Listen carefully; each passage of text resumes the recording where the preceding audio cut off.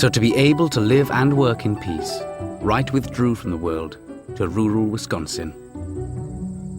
The house he built there for himself and Mamah he named in honor of an ancient Welsh poet, Taliesin. What we have at Taliesin is a structure that resembles, more than anything else, an Italian villa, wherein we have a domestic component, a business component, and a farming component, all defined by one continuous structure.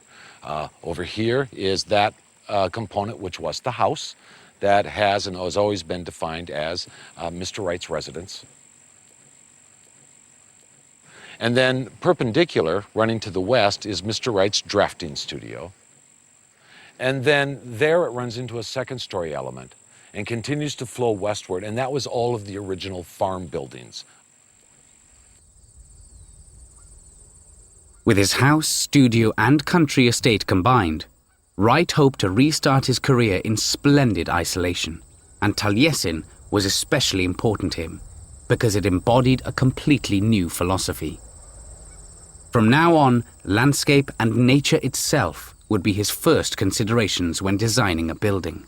He called this organic architecture.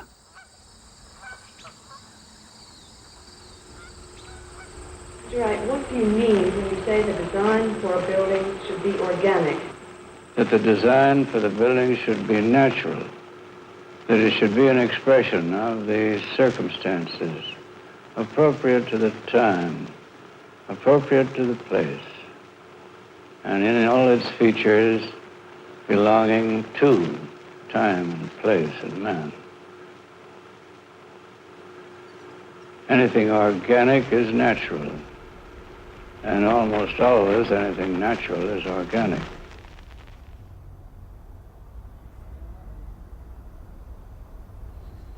And here is the living room of Taliesin.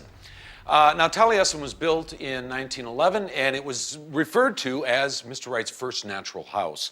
What we see here in celebration of nature is that the home has been constructed by natural elements that are indigenous to this area. So we have soft sandstone, we have stucco that is infused with sand by the nearby Wisconsin River. The wood supports are taken from the trees on the estate.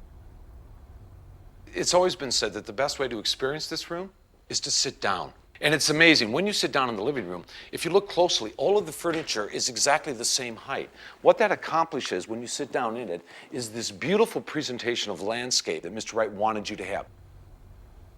This view is the same view that Mr. Wright probably saw as a teenage boy when he would come up to this hill and idle away summer afternoons. To that end, I believe that sitting in the living room, we look through the eyes of the teenage Frank Lloyd Wright back in the 1800s.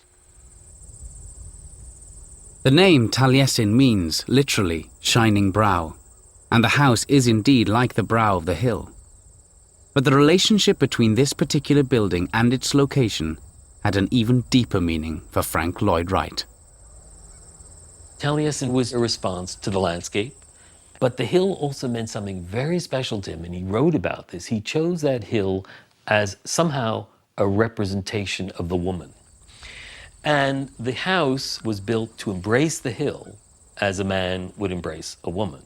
And the hill rose up through the house as the force and the reason, the raison d'etre of the house, in effect. And Wright later wrote in his autobiography, and it's very, very moving, I think. He said it was a house that Hill could marry and live with happily ever after.